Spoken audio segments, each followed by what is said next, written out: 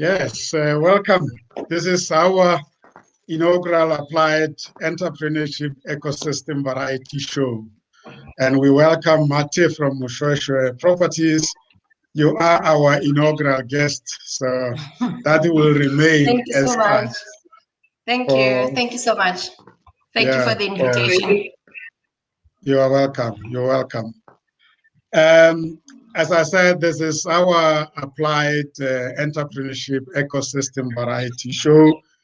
This is the show that is based on our idea, which says that we inform and entertain, we develop and empower, we empower and support, we develop and educate, we associate and network. That is the idea. The COMETSA Global Online Channels is a group of platforms that we use to reach out to stakeholders like yourself, Mathe, and we're happy to have you here. Now, I'm joined in this conversation by my colleagues, Maynard Maisela, who is an entrepreneur himself. Tendani Mnonoka is also an entrepreneur. We will be joined later by Akona Tuguza and our brother Ruben Rambuda. They are all entrepreneurs. Okay, we like it when entrepreneurs are speaking to entrepreneurs. That's why the program is called Applied Entrepreneurship Ecosystem Variety Show. That word applied means exactly that. We want practitioners like yourself to come and inspire us, inspire our viewers. We want to talk about the ecosystem of entrepreneurship. And of course, it varies in the sense that we talk all sectors. Today, we're going to focus on property sector, or you call it real estate sector. Sure. But before we're going to hear more about you, I'm going to ask the colleagues just to shortly introduce themselves, say a few words about their own companies, so that you feel comfortable that you're talking to people that understand the entrepreneurship. Maybe let's start with Maynard. Maynard, just a few words about yourself and the type of business you are in. And we welcome my colleague, Michael. I think he was just checking in. Yeah. Thanks so much, Sam. As you said, my name is Maynard Maisela. I'm based in Boksburg, here in South Africa. I'm an entrepreneur in a branding sphere. I'm an executive director for a company called Maisela Corporate Branding. We specialize mainly on your embroidery, on your vinyl stickers. We do a lot of branding for companies, for individuals. So that is our field of survival. Okay. Oh, thank you. Wow.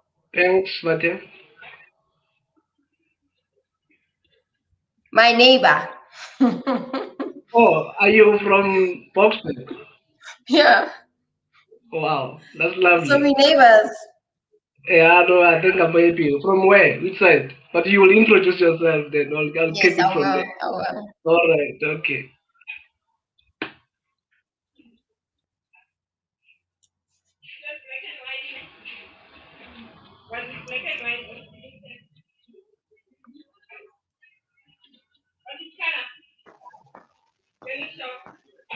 Well, thank you, Sam. Hi to my colleague. Hi, Mathe. Hi, Maynard. Tendani Mnonoka.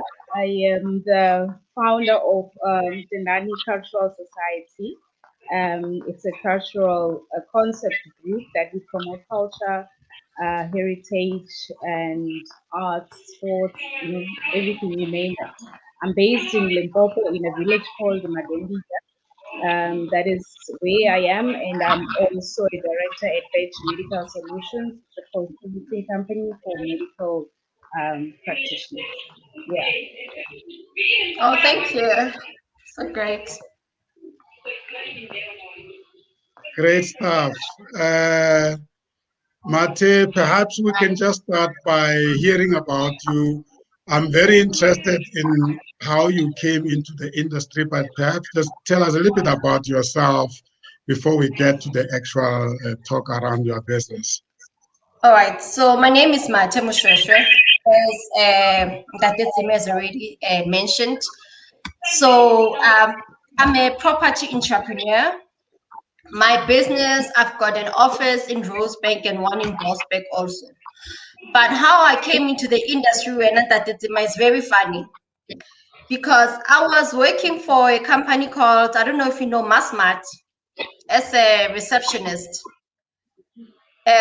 While working there one day, came across an advert whereby they said you can write your own check, and that advert was about real estate. And then at the time, because I just had my first child, and my income was not enough for me to raise a child and to also to take care of my mother and my sister, who were all dependent on me financially. So then I decided to take the risk, call the lady, go for an interview. And then when I got there, the lady said to me, firstly, that I'm young. It's a very difficult industry. And thirdly, I will not survive. She rather give me another job as a receptionist, but now in a real estate company. So that's how I started.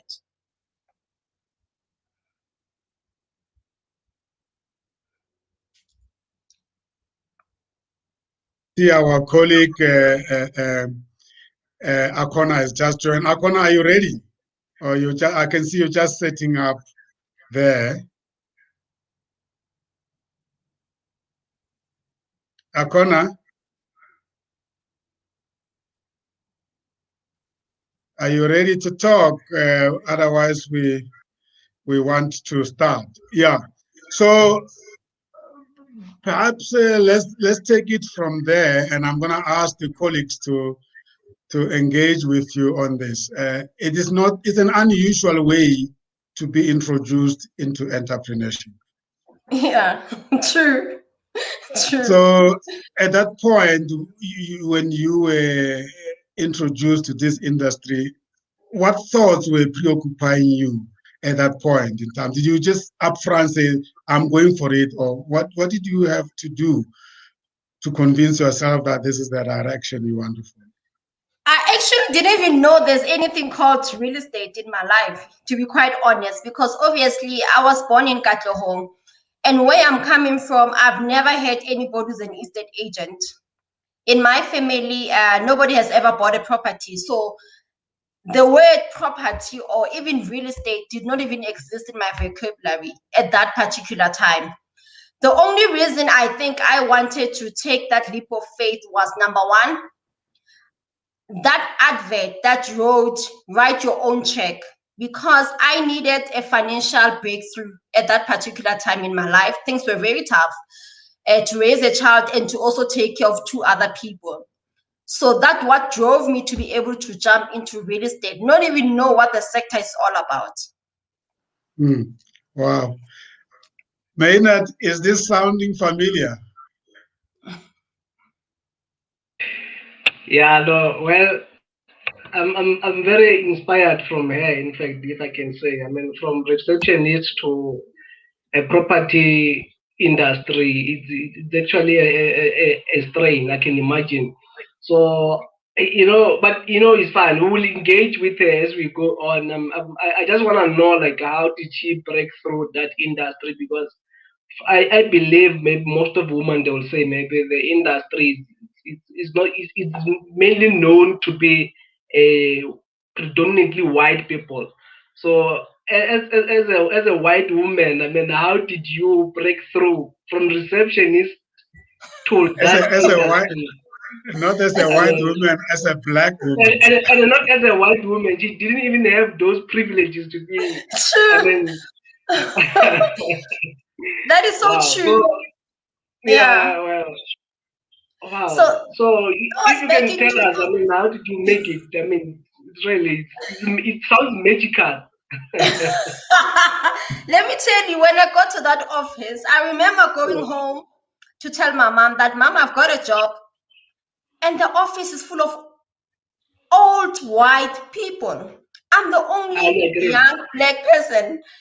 And my mom said, do you think you're going to cope? And I said, Mom, I have to take that chance because we need to get out of this poverty cycle. And that lady said, if I can prove to her that I'm strong enough to be able to go into the industry, they will give me that opportunity. So now what happened is that I've always been the kind of a person who likes to initiate things. So it happened one day as a receptionist, there was a guy actually who was supposed to take a client to see a new development in Vosloorus. That was way in 2005.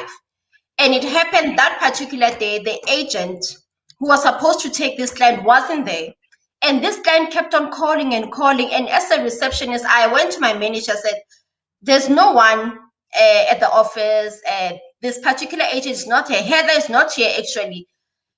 I am willing to take this client to Vosloorus because it's not far from where I live. And then maybe if you can just give me the address of that particular new house, I can get the address and then I can you might just tell me what I need to do. So my manager was Jackie Newman. She said, are you sure? Maria, are you sure? They used to call me Maria. I said, no, ma'am, I'm sure. She said, okay, fine. Here's the keys. This is the address. I went and I searched for this address. I met with this lady who was working for ESCOM. And she looked at the house. She said, I like the house. I want to buy it.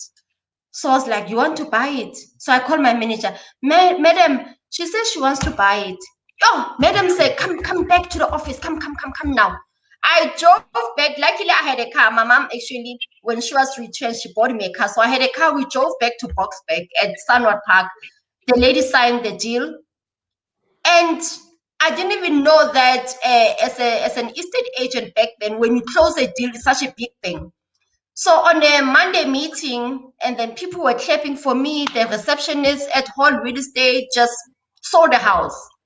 So the news actually spread around up until it reached our CEO, which was Chris Morris at the time. So Chris Morris wanted to see this firstly black, very young girl who just started, and immediately she sold the house. So he went to see me at my office and he said that you look like you've got potential. We would like to help you to study further. Maybe you can come and work at the head office in finance department. Then my manager said, don't take that opportunity. If you want to change your life, become an estate agent. Then I said, okay, fine, I'll be an estate agent, but then I will only do it part-time. So I started being there's something we call a show sitter, whereby you sit for other agents on a weekend. So when they do their show houses, you are the one who's there on a Saturday and Sunday, welcoming guests, giving them flyers for the agent. So I started doing that. And funny enough, my presence in that office started attracting Black people. So I asked myself, because I want to make this happen for me, what can I do? So I realized that where I'm coming from at Massmart, at Builders Warehouse now, I used to meet a lot of clients there and I had a very good relationship with people. So I said, man, I can actually send an SMS to a friend of mine and an email and ask them to send it to their network. And people actually did that. And out of that, I started getting referrals and people started to buy. Wow. Wow. So your first house that you sold was in the township? My first house was in the township in Vosloorus Extension 6. That was 2005. Wow. As a receptionist. And you were just going to show this person the house? I was just being a good employee. I was just being a good employee, a good receptionist, not knowing that would change my life, actually. Yeah. In every business, there's a language, that is used, and you know how to. It was your first time. How do you convince the lady to say, what, beside her liking the place, but the language on its own? How did you get that right?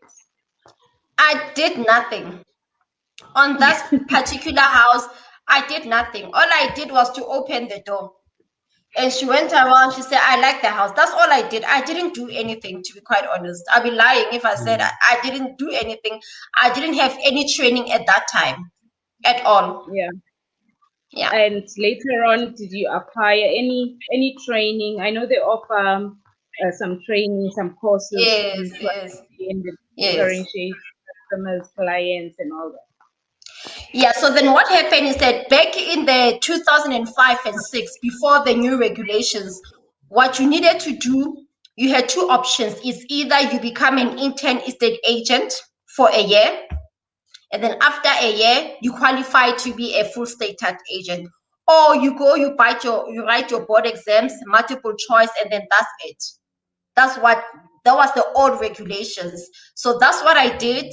But however, with the new regulation that came in 2009, all of us needed to go and get a full qualification, which was NQF level 4 and NQF level 5. And you did that now so far? Yes, I've done that. Those were actually sponsored by Service Cita. Yeah, those were like learnerships. Maybe just take us through the development stages that you've gone through to be where you are now. I assume you are a pro now in this industry. I don't know. I'm still learning. So what happened is that in the year of 2008, early, my manager, Jackie Newman, left the company. And I knew that she was my cheerleader. So with her leaving, I didn't know what I was going to do without this woman who's been a very great mentor in my life. I then realized that maybe because I've closed very good sales, I think before I left, I had commission, which was about close to 400,000, if not 350,000 before tax.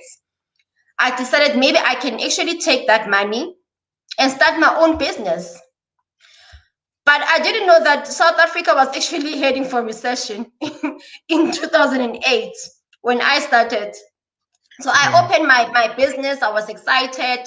I'm going to do my own thing. I'm going to focus in the township. I'm going to come to Katlehong. I'm going to give people a good service, the service that I used to see white people get in Sunward Park. I'm going to bring it all to the township with this all knowledge that I have. And then 6 months down the line, hey, I realized this thing is very difficult. Being an entrepreneur is not easy. The money that I had wasn't going to sustain me for that long. So what I did, I've moved back home so I can be able to cut some of the costs that I had, because by then I already moved into a place. I had 2 cars, so I decided I'll sell 1 car, I'll pay off 1 car, use the other one, and then move back home. I moved back home with my mom again. I started my business in my 2-room. My mom had 2 bedrooms. That's where I started. And then I actually looked around the township market the way it is. And then I wanted to find gaps and opportunities. So I did not have the marketing resources. I didn't have enough money to market. And my thinking was that what would be the easiest way for me to market myself without spending? I then said, because there are township malls and there are banks, and definitely banks, they've got a sales target in terms of bonds that they need to reach. So I then started approaching Nedbank. I spoke to the manager that I'm an estate agent. Can we do a collaboration whereby we actually do some sort of like what is, I wouldn't say it's a show, but like promotion, whereby inside the mall and inside their banner, I will come and show the houses that I'm selling, and then if my clients are interested, then they will do the bond application. And that relationship worked very well for me. It actually helped me because I did not have the money for marketing. So with that relationship, I managed to do a lot of promotions in most malls. I did Shahasi Mall, I did Naledi Mall, I did one in Jimiston. It gave me the exposure. And also because I was associated with a reputable bank, it gave me credibility that people can trust me, even though it was my first time running a business. But because I'm promoting with Nedbank, people assume that I'm a well-established business, but I was just starting. Yeah. Yeah. Wow. So did your mom become part of your business, seeing that you took one of her rooms and converted it into office? No, my mom didn't. My mom, no. She wasn't going to be able to work for me. So what I did, there was a lady at the church. So her name was Sheila. And I said, Sheila, man, come and work with me. I'll pay you 1.5. And she said, okay, sister, we'll come. So I worked with Sheila. She will answer the calls. And then I will be out there looking for clients and looking for stock. So that's what I did. And then when the learnership came of service seater, then I asked her that you must come and also enroll with this service seater learnership so that you can also get the qualification. Plus, service seater was also paying us a certain stipend. So I didn't have to pay anymore because that 1.5 came from service seater. So for the first 2 years of my business, I didn't pay any salary after that. Wow, Mathe, you know, your journey is so complicated, if I can say, and very motivational in a way. Looking at where you started in 2008 during the recession and come again 2020's pandemic. I mean, I believe maybe come 2020 pandemic, you have already developed an elephant skin. You know this kind Yes. of yes. How do you balance the two, the recession and the pandemic? Which one maybe tends to be the worst on you, maybe on your business? I would say the recession, obviously, it made me to think outside the box. Because back then, nobody knew who I was. 2020, at least I had some sort of stability in terms of how I handle my finances. But back then, I did not have a mentor. I didn't know anyone. So I needed to develop the entrepreneurial skill to survive. I needed to survive and to still provide for my family as an entrepreneur. Wow. Okay. No, You that mentioned is very good. a skill. You mentioned developing a skill for somebody who wants to be a real estate agent. What skill did you apply? If you're saying you're developing a skill to be an entrepreneur to survive through, for you that made you to come to be where you are today, what do you say to a newcomer, a new beginner? I think what I can say to anybody who wants to start, whether to be an estate agent or to be an entrepreneur, is that firstly, you need to believe in you. That's the first person you need to, the best relationship you can have is the relationship between yourself, because you're going to need yourself when everything fails. And secondly, you need to build relationships. I think what made me to be where I am today is that I have managed the skill to build relationships throughout my career. I have managed to build partnership where I see that I don't have the capacity. I will always position myself with somebody who has a better capacity and credibility, and that will help me. It will boost me also as a person. So partnerships are crucial for any entrepreneur. They are very crucial. There was a time whereby when I started actually buying houses on auction, and I know that few of my deals were actually funded by certain attorneys, because I knew at that particular time I did not have the financial resource to go and now and start buying properties which require a lot of money. So partnership is at the center of everything. Partnership. So tell us, just educate us a little bit about this industry. We refer to our company as Moshoeshoe Properties, but you also seem to be distinguishing between properties and real estate. I thought they are one and the same thing. Just educate us there a little bit. Okay, no, real estate is everything. When I mean real estate is that real estate can be commercial, real estate can be graveyard plots, real estate can be hospitality, which is a hotel, it's still real estate. Real estate can be a church, a structure of a church is still part of real estate. So that's what when I talk about real estate, I'm talking about the sector as a whole. And then we come into when I talk about property, then I'm referring maybe to a certain building, or I'm referring to a certain 3-bedroom house somewhere else. So that's what I'm referring to. But real estate is very big. I was actually telling somebody that graveyard plots now are being sold for profits, and it's all part of real estate. It's part of real estate. When people go to vacations and they go to hotels, it's all part of real estate. Somebody's making a profit out of that. So real estate is everything that we know. Life as it is, it all revolves around real estate. Yeah.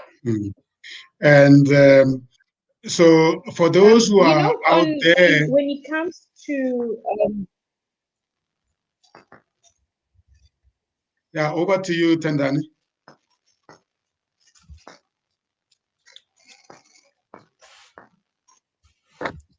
Oh, okay. I was just saying that, you know, in the township, mostly like, okay, in townships like Katlehong, Soweto, Shawela, and all that, nobody was used to buying properties. You know, it was houses that were built, you know, so many years ago. And when you introduce yourself to say you can buy a house, the response at that time, how was it? And you know, how do you make them understand that once you buy this is yours? You know, it's not going to belong to so and so. Okay, I think everything starts with education, consumer awareness. I think one thing that I'm passionate about even now is education.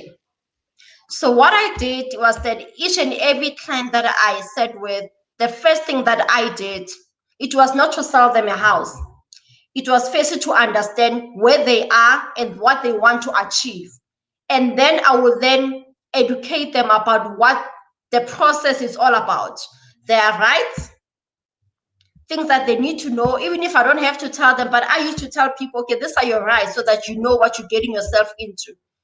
So I think educating people made people to understand that when you buy a house, you're not only buying yourself, you're buying it for generation. When you buy that house, you are actually creating wealth. That's what I always tell people. So it's not about just brick and mortar, it's more than that. When you buy that house, every time when you're sleeping, the value is appreciating. So the education has always been my focus. Each and every person that I meet, even now, the first thing when we meet, we talk about education, where you are, what you don't know, what you need to know, and what I'm expecting you to know after our engagement, moving forward, what you can teach the next person, even if I'm not there. And tell me, how is competition? In the township? No, in general, in the sector, in the industry. The sector is tough. And this sector is ruthless. I thought the taxi industry was dangerous, but real estate, I think, is just the same. There's a lot of sabotage. You just have to be strong. That's all I can say. But it's a really tough industry to be in. 15 years into this industry, it still feels like I've just started, because challenges come in different ways. So it's a really tough industry. But it's worth it. What are the sort of things that make it tough? I think it would depend the space that one wants to operate in. When I was selling properties in the township, it was easy because my competition were people who were just like me. And then when I moved into buying houses on auction, the game started to change, because obviously the profit margins are not the same. I'll give one instance whereby there was a particular time whereby I went on auction to buy a house. And in an auctions, they're always, we call them ring leaders. So on that particular day, I actually outbid this particular guy.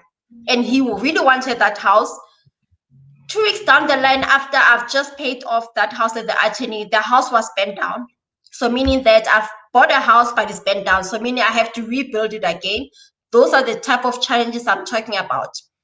And after that, I started moving into buying lands to develop. And obviously, when you buy lands to develop to build what we call back rooms, but without the room, challenges are also even higher because then you're operating on a different level. So I think challenges, they come into at the level that you are. At the lower level, it's okay, it's not that difficult, but the higher you go, the more difficult it gets. As a woman, firstly, number one, as a black person, number two, I don't know how many but let me not mention this, but I'm just saying, as a black person, it's just difficult. Wow, There are Mathe, battles. like looking at the industry, I thought it's very peaceful. Like from where I'm sitting, I don't know much about the industry, but I thought it's the most peaceful industry. But like comparing it into a taxi industry where people are brutally killing each other for their lives and other things, I never thought it could be like that, even into property as well. Like it's so unlike it, really, to be. I no man, that's very scary. Yeah, I don't know, but I'm talking about my experiences.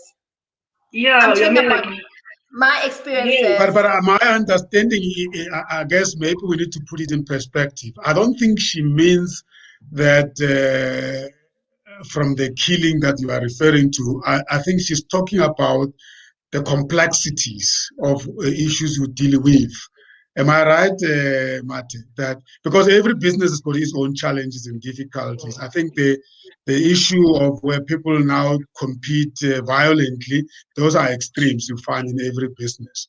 But I think what I hear her saying is that people go all out, do everything possible just to be the ones that get the opportunity. Am I right? That's Mathe? correct. That is correct. That is correct. Yeah. That is correct. But it doesn't And mean there's that people can't come into the. Sorry? Okay, I just never expected this kind of a sabotage that is happening in the industry. That's the part where I never expected it before. Yeah, there's a lot of sabotage in the industry. But I think as you grow into this industry, it becomes part of the game that people sabotage a lot in this industry. And just referring to one instance, there was a time whereby in 2018, whereby there were armed robbers in my house. I thought it was just an act of violence, just only to learn that that was actually an organized crime where somebody hired a hitman because they felt that I was taking business out from them. I was stealing their clients. So it's that brutal. That is very, very brutal. So, like, That's tell me, like, looking at people that sell the vacant land, we have got a lot of scams there on people that sell a vacant land. How can you advise somebody who wants to buy a vacant land, like to what criteria or what kind of points to look at not to fall for scams? okay. Firstly, if you are you referring to the municipality vacant lands? Exactly. Let's make it to municipal vacant lands because that's the one that are dominant in the townships. Okay. What I know is that some of the municipality lands, actually, they are under Ekurhuleni, but they are actually owned by a company called Urban Dynamics, who used to do township development for Katlohong and all of those areas. And I know that there's a couple of lands that I bought from this company, which actually were still under Ekurhuleni. So if you want to buy a land that belongs to a municipality, you need to go to the property section of the municipality to verify that is it under a private person or under the municipality. If it's under municipality, they will tell you that they're waiting for auction, but that's the only way. You need to take the address and then do your research first before you can buy anything. But I know when I bought few plots in Katlehong, we actually bought it from this particular company. But however, the lands were under Ekurhuleni, but the power to sign off those land were sitting with that company. All right, okay. So in other words, even if the land is still under municipal, the municipality will also still guide you that you can still buy it from that company, or because I believe that when they check on their system, it will show that it's owned by them. So in that process, like how do we go about now to make sure that now it's no longer under municipalities, under this other company, and to follow all those protocols? The municipality section, those are people who will be able to give you the right answers. So if it's a land that is 100% owned by Ekurhuleni, they will let you know.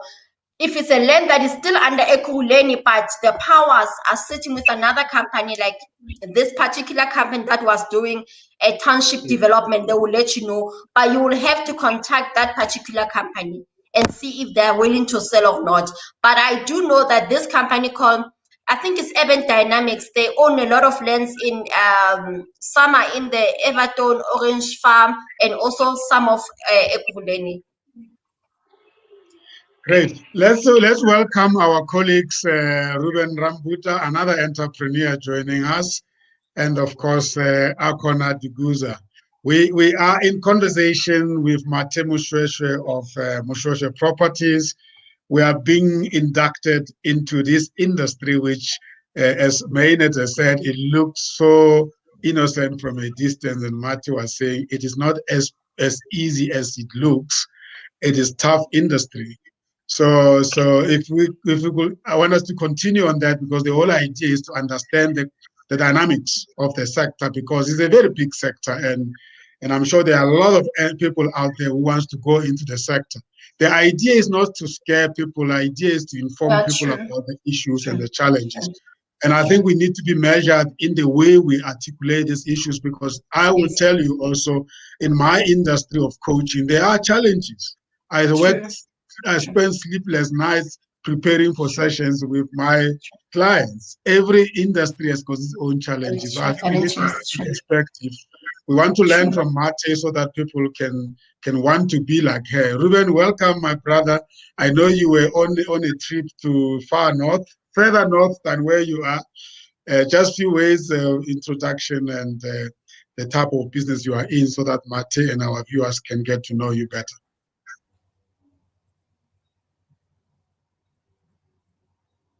Ruben, are you with me?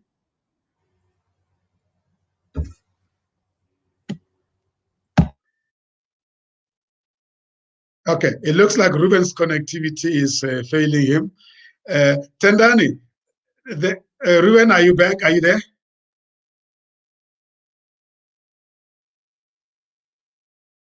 Now, Ruben's connection is failing him. Tendani, I see you listening very attentively. That's something different to art and culture business. What is going through your mind, having heard what you have heard?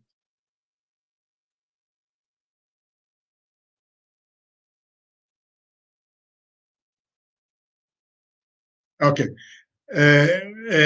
Everybody is struggling with the connection, but yeah, I as I was trying to say the Maynard, that I think what I'm hearing Mathe saying is that you're not just going to walk into this industry and people are just going to say welcome and they're just going to open the space for you. Basically, it requires some hard work. And you spoke about partnerships. What sort of partnerships are those that you feel are necessary for this industry, for you to function in the industry? Okay, in terms of partnership, you definitely need to have some sort of a very good funder. And when I say funder, that's somebody whereby when you get a good deal, you can always go there to maybe an angel investor. Let me put it that way. You need to have a very good angel investor on your side. You need to have a very good attorney on your side. And then you need to have a very good bank consultant on your side. So that's sort of like your power team, because that for the business to function, you obviously need financial resources. And then you need somebody who can draft your contracts and look at your contracts so that you know what you're getting yourself to. And then you need somebody who can be able that when there's something whereby maybe you need to present an offer to the bank, they can get it immediately and you can get the feedback quickly. especially if you are doing houses, flipping houses. When you flip houses, you actually want to make sure that your turnaround time is less than 90 days, because you don't have time to hold that asset for long. You want to buy and flip it and move to the next deal. So you need a very good bank consultant. And you also need to get a good funder, so that if there are delays in terms of flipping, somebody can also be able to help you with the guarantees. So a good funder is very important. Explain to us what flipping houses mean. So basically, flipping houses, there's two types of flipping houses, which I have done, and I'm still doing the other. The first one is when you buy at the auction. So when you buy at the auction, you are required to pay the deposit, and within 21 days, you need to pay the guarantees to an attorney, and then you need to pay the municipality bill, and then you need to make sure that hopefully you don't have to do eviction. But if there's an eviction required, you need to have money and you need to have a good lawyer in that cycle. And then you need to have a client that already qualifies for that property. You need to have a good construction guy who's going to help you with the renovations. So all of that, they work together. Ideally, you want to flip the property less than 90 days. If it's more than 90 days, then it's going to start costing you money. So that's the first part of doing it. And then there are deals that I do whereby I buy properties, but without using my money. So what happens that I get maybe a seller who wants to get out of a deal, or maybe they're in financial distress and all they want is to settle their bank loan. We then enter into an agreement. I buy the property from them, and then immediately I sell it to somebody else. And in that time, what's in between is my profit. So it's like buying properties using other people's money. Wow. So those are two types of flippings, yeah. Ruben, you are my brother. I don't know whether you can hear us. You're an accountant.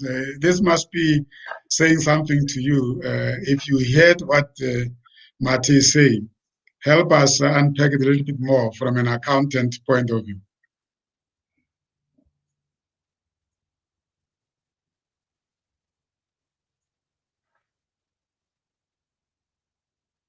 We're not winning with Ruben. The speed of your internet is a bit slow, and we can't hear you, or you probably can't hear us. Now, while we're waiting for Ruben to come in, can we talk about transformation in the industry? You must be one of the very few blacks in the industry and one of the very few women owning this business. Can you just tell us a little bit about that? Okay, there's a lot of us in Tatetsima who are actually running a property business. So, but however, when we talk about transformation, basically for me, my understanding of transformation is to get at a level whereby, or what we're trying to achieve is that there should be a company that can be like Pam Golding. Let's put an example. When you look at the brand like Pam Golding, you're looking at a brand that is international. You're looking at a brand that can sell. Is anybody here? Are we online? Yeah, we're hearing you. Carry on. Oh, okay. So when we talk about transformations, that we're trying to be like the next Pam Golding, the next Remax. That's what we need. We need a company that can be franchised and it can just be all over the township. Currently, we don't have a company like that. We don't have a company that you can find the same brand in Zagane, Soweto. You go to Pietermaritzburg, you can find a company like that. That's what we need. We need a black company that can represent black people across the country and internationally. That's what we need. And part of that is that one of the barriers into the industry is that we come from a background whereby, firstly, to be able to franchise a company is expensive on its own. Because now you need to submit your processes, they need to vet it and make sure that the company that you have does it qualify to become a franchise. That's point number one. Point number two is the resources. We don't have those resources whereby one person can open one business and branch out throughout the country, you need to have other partners in the business who can be able to support you. We also want to own buildings. We want to own hotels. We want to be listed on JSE. That's the type of transformation that we need to see in this industry. So for me, transformation is all about acquiring assets, because that's the only way you can be able to create wealth, is to acquire those assets, is to own those buildings, is to have the biggest property manager that can manage student accommodations.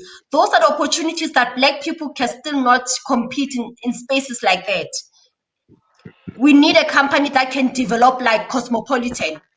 To this day, Cosmopolitan is still the only company that's developing in the township. We don't have a Black company with that kind of capacity. So that's a transformation that we need. Access to land. We need to own lands, because when you own land, then you can develop, because you've got the power. So that's what we need right now. Am I understanding you saying that there is a need for us to go in the other related fields of real estate, and one of those you're saying is the development? Yes, yes. Development. Remember, when you talk about we have primary real estate, and we have what we call a primary market, and then we have what we call a secondary market.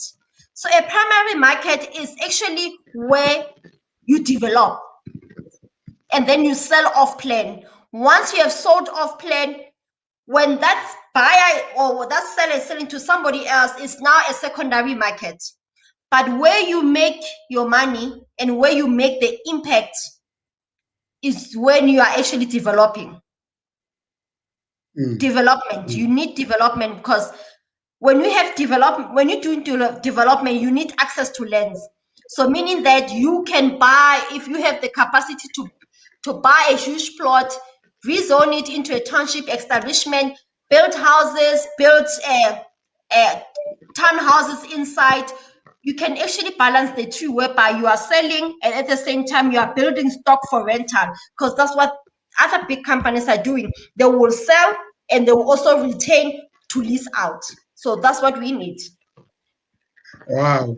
Maynard, I'm tempted to encourage Mathe to write a book or a manual of how to enter into this industry, Mathe, because it looks like those are the must-know aspects of the industry and options. Because it looks like it's complex, but you so unpack it. Because there is a value chain. There's a value chain into this industry. So when you're an estate agent, you are at the bottom. You are at the bottom. At the top, you are talking to people who are owning buildings. You are talking to people who are owning malls. And then you come to people who are owning the finance structures of real estate. We are talking about people who are financing, like Uber, Uber Finance. They're actually financing. It's a real estate company. It's a financing company which is owned by one of the white real estate business. And then you come to people who are actually owning lands and they're developing. And in that development, they're also building rental stock. And out of building rental stock, they are then already circulating their money, because then they will open another property management company. And with that property management company, then they also own the construction company. So you understand, it's like a cycle. So when you are selling at the secondary market, you are at the bottom of this industry. Now this one I can say it's becoming more complex, definitely, because it looks like the real agent is just like an eyes on a tape. So there is the whole honey hiding somewhere. And yes, I think there is. That's where we definitely need to dig. I mean, like as a young entrepreneurs and even the upcoming real agent, I think that's where maybe people need to focus on the development part of it, because definitely I've seen a lot of development. On the development part, you only see people of a color running around there when there's still a development. Then you will only see us black when now the structures are up. So I think we definitely need to go back and see all the roots of this whole property development, where it's coming from, and we need to invest back on that. I think definitely we definitely look into development.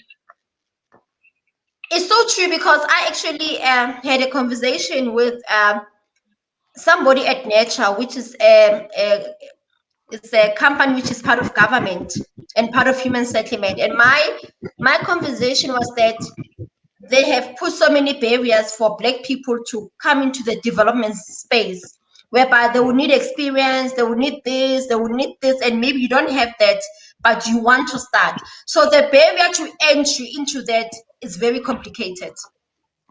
No, I can see, like you mentioned something about the rezoning as well, of which is one of those other processes that's whereby you might even end up like not even following such particular processes because they are tedious exercises. I think they also need money, that rezoning processes as well. So I think the resources is what we definitely lack yeah, definitely we need a financial muscle in everything. Yeah, you need money to get into that space. It's got a lot of rewards, but it's expensive. You're gonna spend a lot of money. And then you wanted to come in? That clearly shows that there is, yes.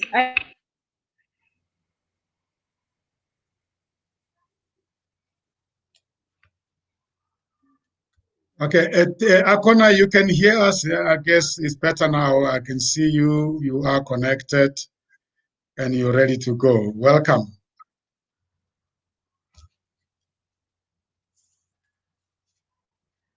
Yeah.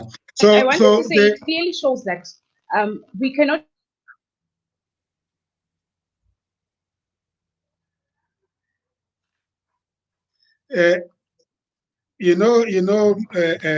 Mathe, as you were talking, I was busy actually scoping here what I will call the related industries. It looks like you call them all real estate, but there are sub industries that they themselves on their own present opportunities. And I want us to reflect on that because it looks like for us as Black people to enter the industry, you're going to need all these other industries to be ready. And you call them, when you were listing them, you call them your power team. But I added here to say you need legal companies to work with you. True. You will need construction companies if you are in a development space to work with you. True. You will need financiers to work with you, which will be the banks and anybody there. You will need investors, venture capitalists, and angel investors. Yes. And which others? I mean, auctioneering is a sector on its own. No, it's a sector on its own, but it's part of real estate. Yeah. It's part of property, yeah. But I think the one you mentioned are so important because you cannot do the other. You need all of those. So will you advise if I'm wanting to enter this industry and I talk to you, and I know you do that a lot of talks, especially targeting at women to come into the sector because you see this is the way of creating wealth. But I can imagine the first talk with you will be, let me give you the scope, let me give you the landscape. Yes.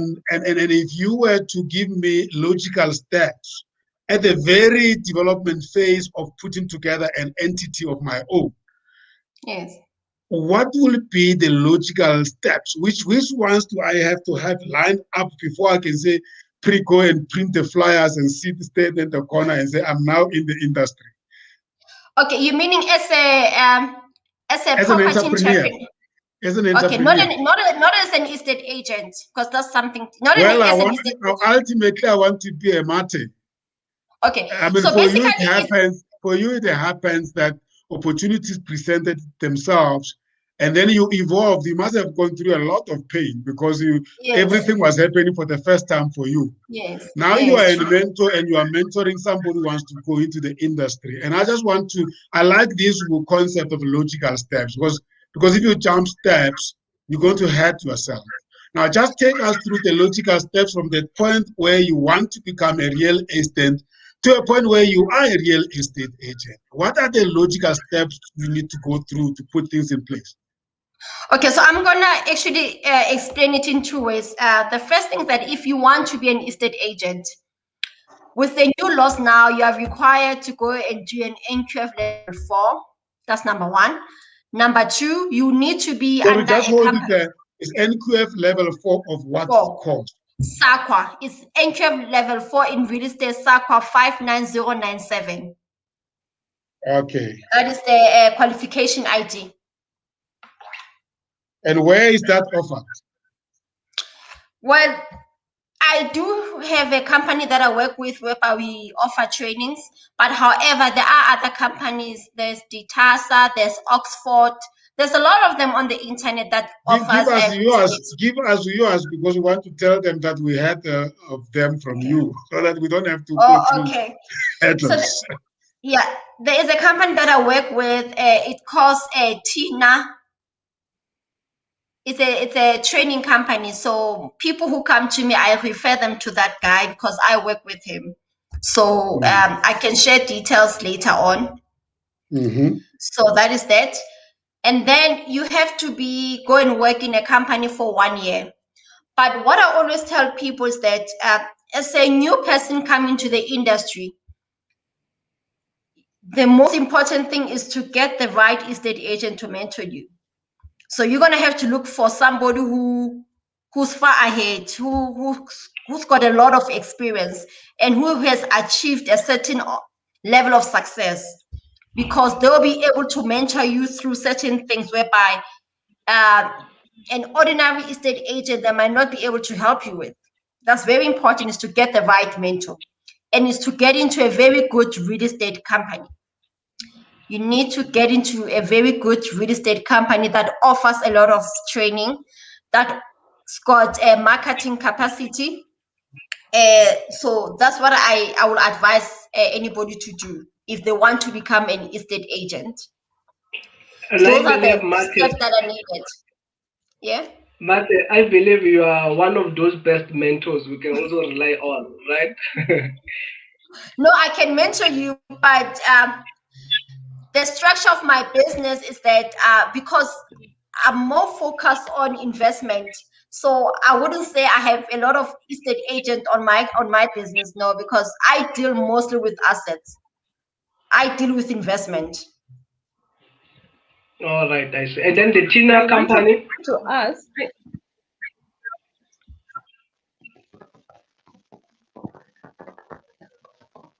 Tendani can go.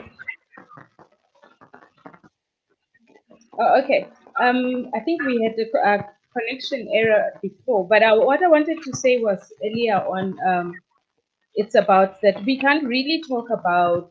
I'm just taking you back. We can't really talk about the transformation because from where you're explaining, it seems like most doors are, closed and sealed in terms of lands that are available, and those that have the land, those that have the properties, they're not willing to let go. And it seems like the government as well is not playing their part or willing to say, okay, we are welcoming the new young groups to come and also play in this, into the playground. And once again, I've also realized that when young companies that are coming in on real estate agents, it takes them, if you ask them, how long did you really get into real estate agent, like buying flats, they will only get successful on buying units instead of getting the whole building. And they'll tell you, no, actually, the auction was advertised last night, and by the time you got there, you are standing, you are bidding, and the property has already been bought. You are just there, for formality. Yeah, I hear that. I hear that, Tendani. But before we can go to difficulties, I just want her to finish these logical steps, because it's important to know what needs to happen first. Then we can then attend to the blockages that are in the system. You know what I mean? Yes, So yes. just hold it there, Tendani. I understand that, but I think the biggest mistakes we make is to rush to complain about the problems. What I want is that, like, the logical steps are important so that you know what is the journey to get to where she is, because she didn't have any mentor, she didn't have any guidelines. Once we know the journey, then we know where the blockages are, and then we can address those blockages at the right spot. If you don't mind, and then we can just come back to that. The land issue is a bigger problem than just facing freedom. Otherwise, we are going to not to land. I want you have gone through this. Tell us the logical steps so that when we are coaching and mentoring people, they must focus on, if they haven't done certain things first, like NQF4, if you don't have it in the terms of the new regulations, you can't even start. Yeah, True. yeah, Tendan. All right. So you obviously will need NQF level 4. That is your qualification, which is just give you an overview of what the industry is all about. You need to get yourself into a good company. But most importantly, which somebody never told me, get your financial literacy right.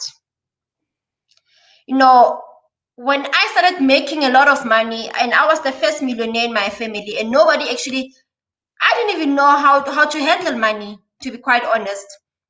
And I did a lot of mistakes. I lost all of that money. I rushed into buying the biggest expensive car, which I later regretted. So get your financial literacy right. You need to understand that this industry will present to you opportunities to create wealth.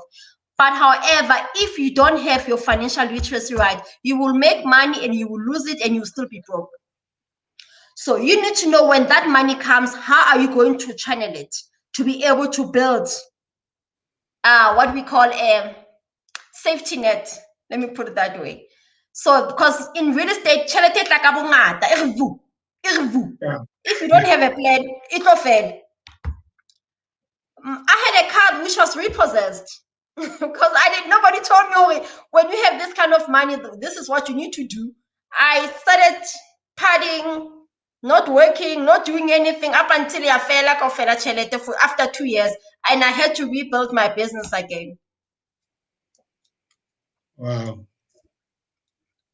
Financial literacy is very important. So get your numbers right. It looks like in your business there are those who work from the briefcase because you are just real estate agent. You know, you identify houses you go and sell, and it looks like there are those who say, I want to establish a real estate enterprise. So what are you of the two? I want to build an empire for my grandkids. That's where I am. That's what I'm heading into. And everything that I did, I wanted to match the standards of Pem Gordon, which I look up to. So I have offices in Rosebank and I have offices in Boksburg. I strive to become a reputable business that has credibility. So I'm building an empire for my kids, for my grandkids. I'm building a legacy. That's where I am. Maybe Mathe, like looking at how you are unpacking your empire. While you are establishing these offices between the Sandton one and the Boksburg one, were you looking at your market clients that looking at maybe Boksburg, you've got more clients, then you started to invest in office there, and the Sandton one, you also had a lot of clients that side, or maybe you just located yourself in Sandton, looking at the people that have got money, where people that there is good investors that side, or how did you locate your offices? Okay, so the Sandton office actually came when I started working overseas, when I started doing business in the real estate of Dubai. And then what I realized that when my partners came to South Africa, they couldn't come to Boksburg, it's too far. And everything that we did was all revolving around Sandton. And the kind of people who have the capacity to buy, they're all in Sandton. So that's how that office came. And then the office in Boksburg is closer to the township because I'm very passionate about the township because I think it's got a lot of potential. And because I have what I call backroom business in the township, so that office is closer to the market that I'm servicing. Perfect. And it's also closer to airport for your clients. Eh? Yes, very close. Very close.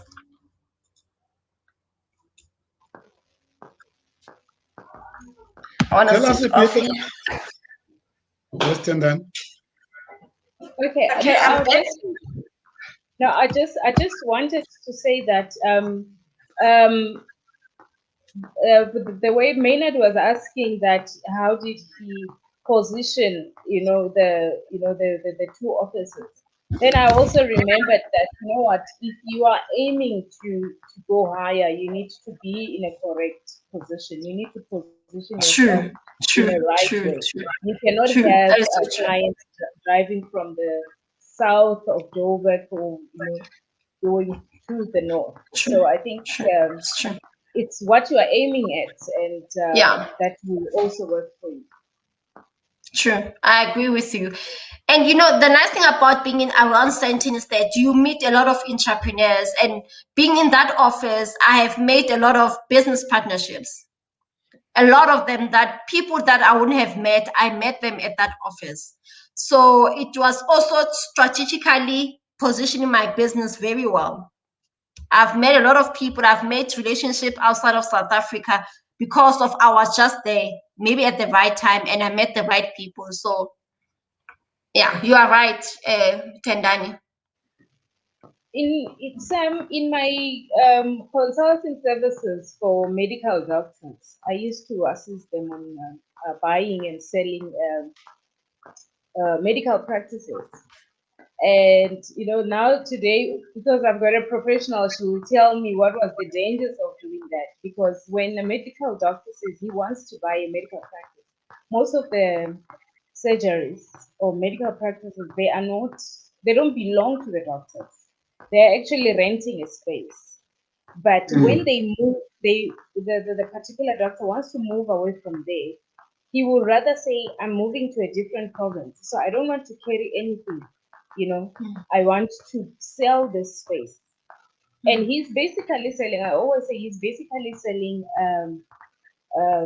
files, equipment actually that is inside. And I will go ahead and assist them on finding fellow medical practices who want to occupy the space.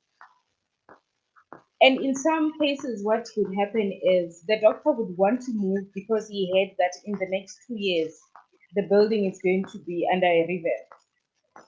And he will keep it to himself and give us a different reason, or give me a different reason to say, no, you know what, I'm actually moving to, if he's in Pretoria, for instance, no, I want to move to the East Rand. Not because he really basically wants to move, but he's running away to the fact that I'm going to lose out in the next 2 years. When they're doing a revamp, obviously they're going to change the whole setup of the place. And I still go ahead with selling the, what is it? It's a goodwill, basically. You just sell a goodwill to the next professional, and signing a contract, an agreement contract of selling what is inside, not the property. 2 years down the line, the property is on a revamp, and you are sitting with an agreement with the doctor saying to the landlord, you gave me a lease agreement for 5 years, and 2 years down the line or 3 years down the line, here we are. What do we do then? Okay. Okay, so what happens? Yes, you can go ahead. I was saying that if you are actually want to terminate your lease early, what I do, you have to look at the contract that you signed. Some contract will say you need to give them 2 months notice, or you need to give them 6 months notice, because now I will assume this is a commercial lease. Yeah. And obviously, some landlords will require you to they will charge you for them to advertise and to get another tenant, or they'll hold you accountable maybe for the next 2 months while they don't have a tenant. So that is commercial, which I have to say I don't have that much experience when it comes to commercial leasing. My area of expertise is all around residential because that's the sector that I'm focusing in currently. But a standard lease, you need to look at the contract and what the contract says. If the contract says you need to give them 6 months notice, you need to do that. If they say that they're going to want money from you, if they can't get a tenant, you need to know that. And another thing is that commercial also is not part of the rental tribunal. So it's something now, if there's any disagreement, you will need to take it straight to court because it's not covered by the rental tribunal. Okay, I see that. Because everything goes back to the contract. The contract. Yeah, what you signed. Wow. I guess what we were doing, we were just, basically selling the goodwill of, whatever the practice has. And the lease on its own wouldn't involve the owner of the building, but it will involve the managing company. The managing company, I mean, the leasing company, guys like, City Property owns it's their property, but you would find the guys like Sanskay and all that who are just managing the rentals of the building, not basically them being the owners. And when it comes to terms of renovating, you find that now there is another company that is emerging to say, this is our building. We are deciding to do a renovation in the next month, and you're already with the medical doctor who has signed 5 years lease to say I'll be here for 5 months, and you find that then, the way they will follow or the way they will do things, they will just say it to you to say, here we are the owners, we are renovating in the next 12 months, so move from the space or find another space. We are not relocating you to a different place and you come back, because when you decide to come back, you are now coming back at a brand new list completely, not as the same one that you had. They would, discard the 5-year lease that you have an agreement with the administrator. Let me call them the administrator, who were managing the business for them. And you are now stuck between the owner, the administrator, and the medical doctor wants to continue to practice, and there is no space, for him for that year if the building is going to take a year for renovation. So I've just learned that it becomes so complex that the company that is administrating, it's not really the owner of the business per se, or of the building per se. A managing company is actually there to offer a service to a tenant and to a landlord. Their role is to collect rent, pay levies, pay all the expenses, and then the difference they give it to the landlord. That is their service. But however, what you just said doesn't sound right, because firstly, if they're going to renovate a building, they would have sent you probably a notice 6 months ahead. Number two, no landlord wants to be without an income. They rather move you into another office space, but to lose a complete income, it doesn't make sense, because their business depends on rentals. So I don't know why they did that. I'm not sure what was the reason behind, but from the story you're telling me, it just doesn't sound like those people. But that is exactly. I mean, you addressed this thing earlier on when you talk about the partners, and in saying that if you are doing contracts and you haven't got a strong legal attorney with you, those become some of the risks that you are faced with. And I think the doctors are always finding themselves in this situation where sometimes they don't have a space because the two parties that put together the thing, they've now ended their relationship. And you are right. If you also don't have a contract that gives you not opportunity in terms of notice in advance, then you are going to be in a very desperate situation. And I think it just shows that in every business, one of the key things we must always keep in mind is have a legal person advising you and be aware of what you're signing up. So you were in a real estate business then. Or you were facilitating? Yeah, I think I was, because you know what, I would get properties and sell to the guys, and I would just do things, you know, with contracts from Google, and they will, both parties will sign, and you know, everything will go well. And so far, I'd only had one case like that, but all of them, they went fine, and the properties are still fine, they're still safe, the business are moving, and that's why I was asking about you know, the procedures, the training, and all that, because at some point I said, you know what, I need to learn about this. I need to know what is going on. What am I doing? Yeah. I think that's why this program is called Entrepreneurship Ecosystem Variety Show. We want to address every necessary aspect of going into business, and those are the blind spots, and those are not encouraged, that you find yourself having contracts done without legal people involved, because it can be extremely. Exactly. You don't want to do that. Just get an attorney that can look at all your contracts, because you don't want to find yourself whereby you start paying for things that you didn't even know about. So that you don't know. Yeah. I wouldn't advise you to do that, honestly. I wouldn't advise you to do that. And you know what you can do? There are law companies that offers contracts on a once-off. Maybe you pay them 200, they draft your contract. I actually forgot this company. They're based in Cape Town. When it comes to rental contract, they are willing to do it for you. You pay them 200, they draft it. It's a legal contract that is binding, and then they do it in your business name. Very simple and very cost effective. Yeah. So you can get attorneys like that.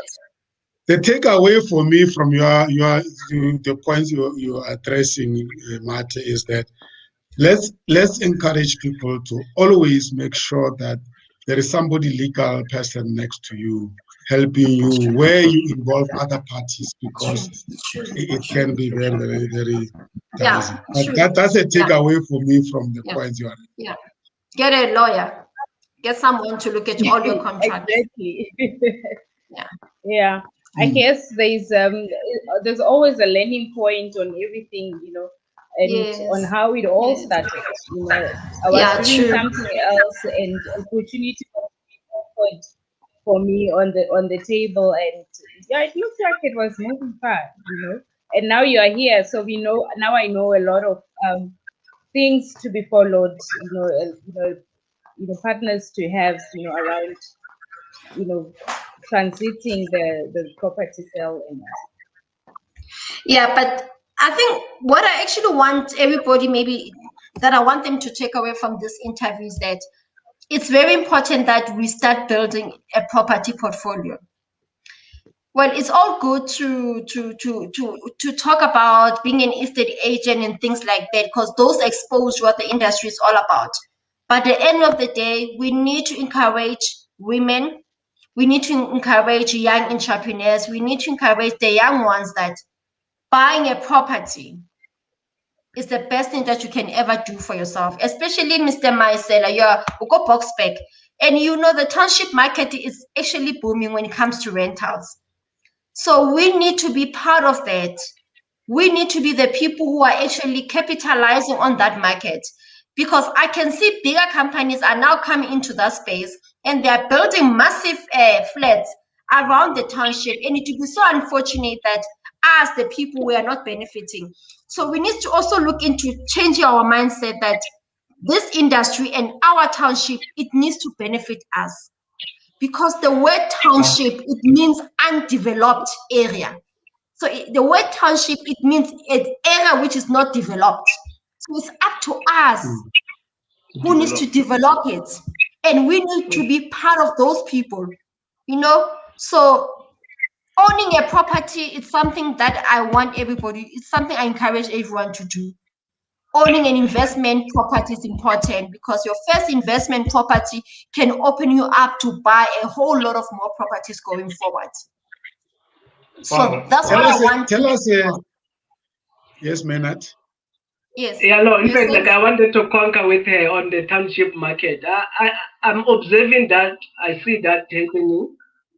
there is a lot of opportunity on that sphere. Just like myself, I never looked deep into it, but I can see, even you can see the rate at which the development is taking part here in Boksburg. It's so amazing. There's new development left, right, and center, and wow, it's really it's motivating. I think definitely a property is an investment for somebody that he has to invest in. Where you have to, if it takes you to own maybe about 5 properties within the same area, let it be. Yeah, we need to start developing. We need ownership. Is very important. Ownership of real estate, of property is important. Whether it's a land, it's a hotel unit, but you need to own an investment property, something that can create passive income. That is same theme, or it was you was asking me, how did I survive during the pandemic? When the sector was closed, the only thing that made me to survive was rental income. Wow. It was passive income. So creating that passive income is so important. And what I would advise other people is that they shouldn't be like me. You know, when you start building your legacy and you're building your wealth, I think driving an expensive car should be the last at the end.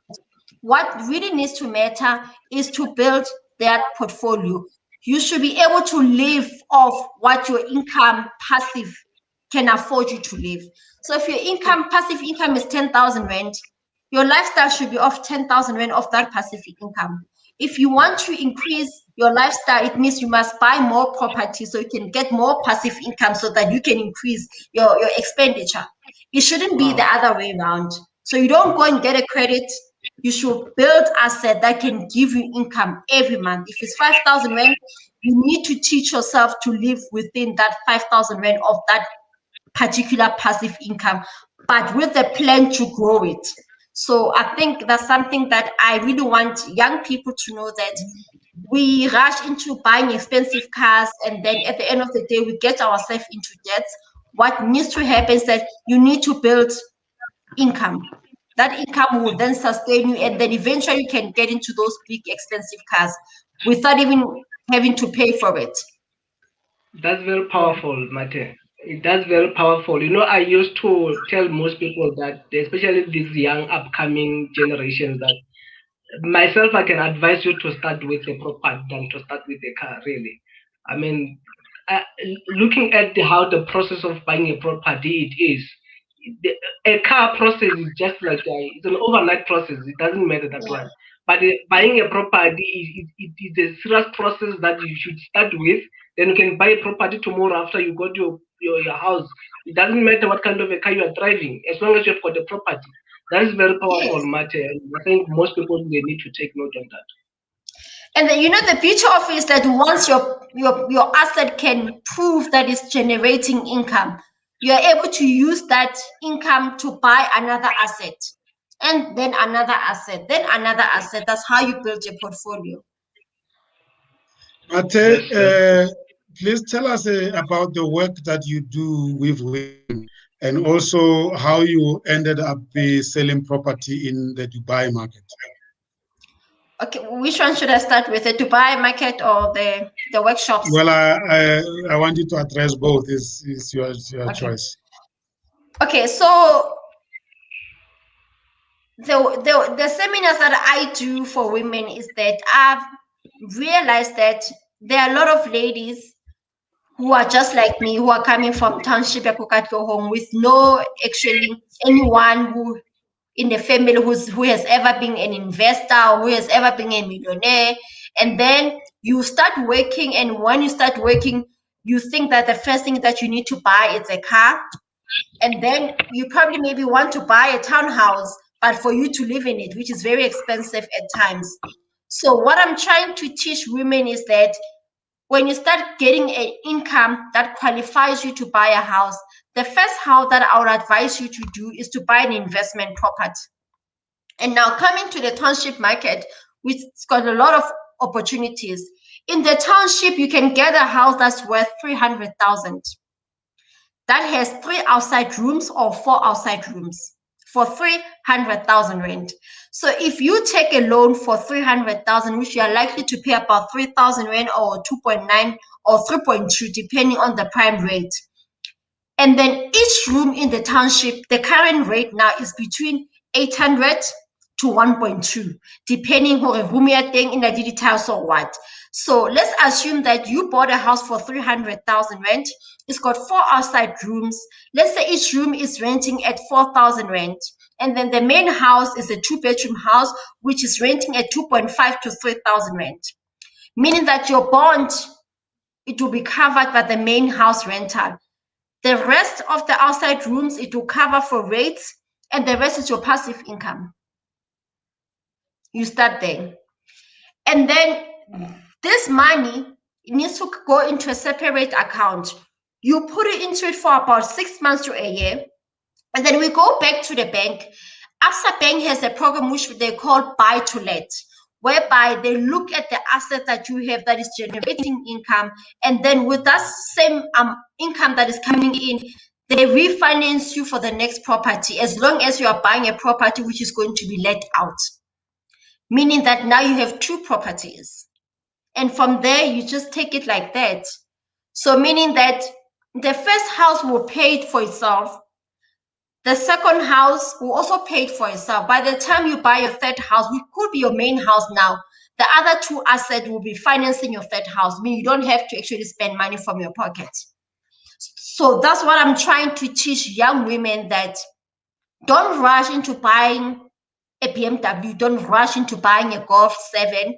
Start small, build it up, give yourself a 3-year plan, build this thing. In 3 years' time, looking back, you will see that you have advanced, and also now you have a portfolio and you have an income stream that comes every month. Your life is sustainable. You can start now making plans to buy a car or any other things you want to do. But your foundation needs to be correct. And are you able to share with us how you got the opportunity to be involved in the Dubai market, or is it something that? Okay, so the Dubai property market actually came in 2017. So in 2017, I had an interest to take my money out of the country and put it in a different country for different reasons. Obviously, to avoid income tax, and to also to look at the exchange rate of money. So when I actually approached the guy who was helping me with that transaction, he then said to me that actually you can work and pay off this property, because with them it's different. It's not like us. With them, you pay in installments. So it's more like rent to buy. So you pay a deposit. Once you get to 50%, the property gets transferred into your name. A tenant moves in, and then while they're moving in, they're paying you rental. The difference you must still pay it, but the property is yours already. So he said to me that with your first deposit is fine, but with the second payment that you need to do, if you can bring other people to buy what you have got on this project, with the commission that you make, you'll be able to pay this particular unit. So that's how it came about. Wow, is it happening? Is it working now? Are you getting interest in that market from people? It's a difficult market, obviously. The clientele that I'm getting is from Indians. Most of my clients who have bought from me, they're Indians. My black people, I think when I'm talking about Dubai, they're thinking vacation, luxury, going to travel. But when you look at the other nations, they can see the potential that what that country has, because a dirham is pegged to a dollar. So their economy is very stable. And also, the rental market in Dubai is different from South Africa. It's a pro-landlord market. In South Africa, we have a pro-tenant market, whereby here the law favors the tenant, whereas on the other side, the law favors the landlord. So those are the benefits of that market. But obviously, there are those people who see the benefit, and there are those who don't see the benefit, who don't like the area. They think it's too hot. So it's a preference. Yeah. Wow. We're close to the top of the hour, I want you to share with us the top 5 topics and themes related to the real estate and property business that you think will benefit the viewers and listeners in the next couple of months if we were to hold a series on real estate conversations. If we don't have opportunity, we will always come back to you. But what are the top 5 themes you think will benefit people who are interested in the sector? Okay, firstly, I think the topic that I think people need to talk about is the backroom business. The township market and the backroom business that is booming right now. And how do people capitalize on that? And also looking at people, I think people need to start talking about is that the sector itself has got a lot of opportunities in itself. So we can talk about the training and development in that sector, because for people to be trained, they need to be a training provider. And currently, there aren't too many Black training providers in real estate. Most of them are still people of color. So those are things that people need to talk about. How do people get into that space?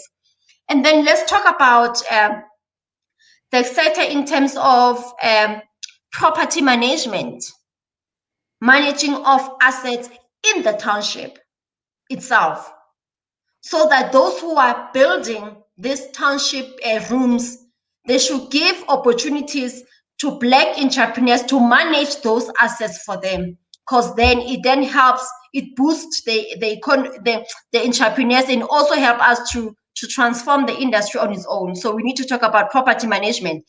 But I also want to talk about the issue of insurance within the sector itself. Let's talk about insurance in real estate.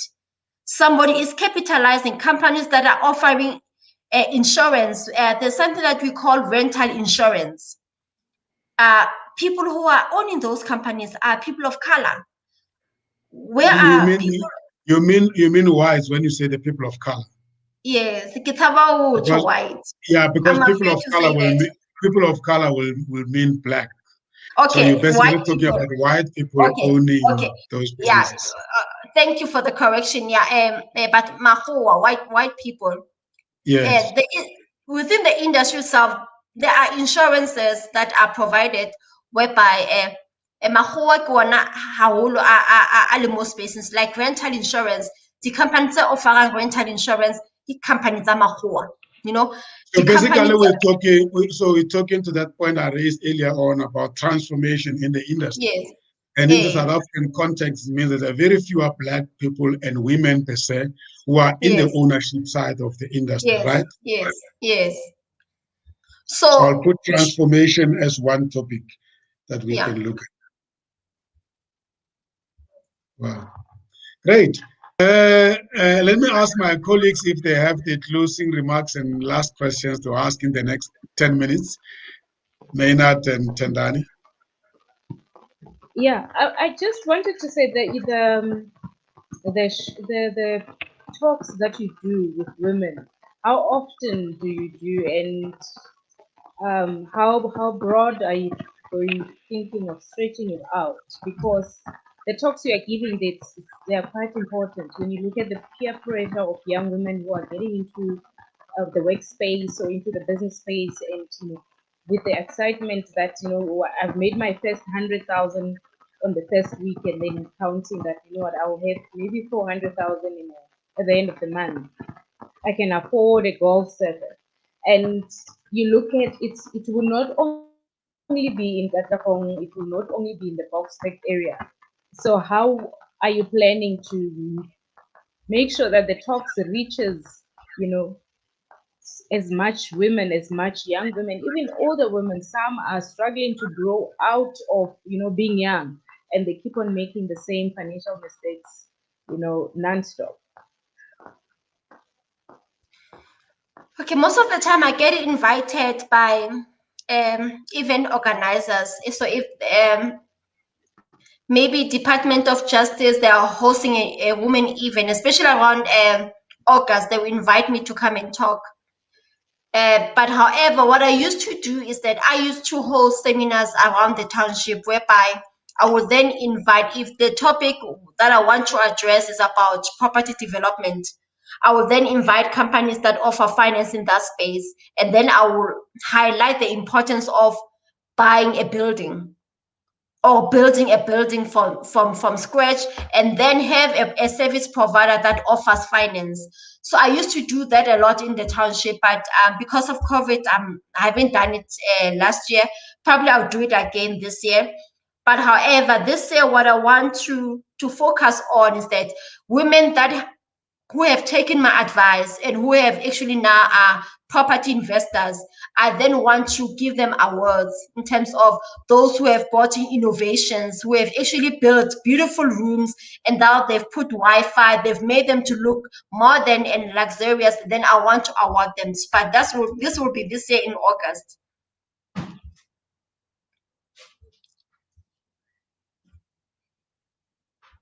I think I have to bring you into contact with a kitchen building entrepreneur. So as you identify properties there, you can bring them in to come and build those beautiful kitchens. Yes, It will be a good synergy.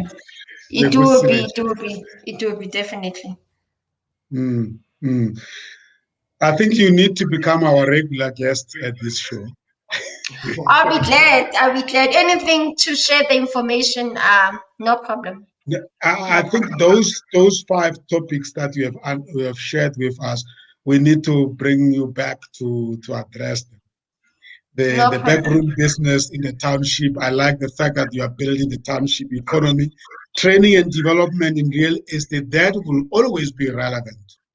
Yeah. You know, property management in the township. Wow, what an innovative way. You are basically saying that Black people must set up companies in the township and have all these back rooms as the accounts that they manage and manage collect rent and make sure that the landlord receives payment. Yeah. It should happen that way. Wow. I mean, there must be somebody sitting at the corner saying, hey, man, this is an idea. I already know some 5 landlords who are renting out their back rooms. I'm going to be collecting rental for them and getting my commission. Is that how you look at it? It's exactly that way. Because remember, not everybody must be an estate agent. Some of people must be property managers. And there is a booming market right now in the township. If you go Soweto, there are a lot of double story of rooms. Who's offering those services? It has to be the young people who are staying in the township who needs to provide those services. Wow. It's a business. And then once they build those, are the insurances covering the backroom properties? That's what I was actually saying, that we need to start talking about that, because now what I know is that okay, let me put it this way. The first point is that how are those rooms developed? Number 1, do they follow their bylaws? Very important. Number 2, if they follow the bylaws, obviously you will need to insure them. After you have insured the structure, you need to insure your income as a landlord. But however, I had a debate with somebody that if you can insure the income of the landlord, we need to have a company that will insure the payment of the tenant. Things like COVID that have happened have made us be aware that you cannot predict life. You can lose a job in 24 hours. So we need an insurance company that can start actually insuring rental income, that if you lose your income, at least you have insurance to cover you for that. And these things are being done in the United States. It's not something new. In the United States, you can insure your income as a tenant. I was actually been saying that in the United States, there is a qualification which specializes on affordable market, which for us will be the township market. We need a curriculum that will actually educate Black people, young people about the township market, because it's very nice. It is different. That's only about it's a market that in the RDP houses and all of those things. Somebody needs to specialize in that market, and they need to have a qualification in affordable market. So currently the qualification only offers NQF level 4, which is the broad thing about the industry. But when you go into other countries, people are specialists in the affordable market. Why can't we have it in South Africa? Beautiful. The last point that of number 5 was about transformation. That will be the last topic to look at. Can we say your last remarks, Mathe, and then Maynard? We have a very tight time left, 1 minute each, just to closing remarks because we're getting to the top of the hour. Well, I would like to say thank you so much for inviting me. It was nice to be here and to share the knowledge, the little knowledge that I have. I'm still learning. I'm still a student of life. But if anybody wants to ask me any questions, they can email me. My email is Mathe@Moshoeshoe Beautiful. Maynard? No, thanks so much, Mathe. We did learn a lot from you. Definitely, you should be invited again on the studio. One thing that I can also advise our fellow blacks that they are doing the back rooms is that they definitely need to follow the bylaws, because you find somebody just erecting on the pipes and all those things, not following anything, and those houses, they end up not having a value. You know, even if a evaluator can come, they can't value that particular structure. So following bylaws is the key. It's very, very, very important. Definitely. True. Great. Thandani? Very much for your time and a lot of knowledge that you've shared. And I want to believe that with the talks that you're doing, you're definitely going to bring up powerful women in property and powerful women in the finance area. So we look forward from hearing from you. If you can share maybe your Facebook page or Instagram as well, so that those who are going to hear, we keep on following you, and maybe you will drop some few hints, about the industry and the do's and the don'ts. Okay, thank you. Thank you, thank you, Thandani. Your Facebook page, your website address, you gave your email address, which is great, and the telephone number, if you don't mind. Okay. My number is 079-132-0664. My Facebook page is Mathe Moshoeshoe. My Instagram page is Ntabi6797. My website is www.moshoeshoeprops.co.za. Beautiful, beautiful. Thank you very much. We really appreciate your time.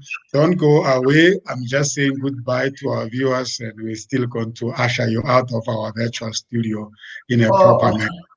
Great. Okay, this is Applied Entrepreneurship Ecosystem Variety Show. We hold this show on the second week of every month on a Wednesday, 1600 hours to 1800 hours standard South African time. Thank you very much. We'll see you next time.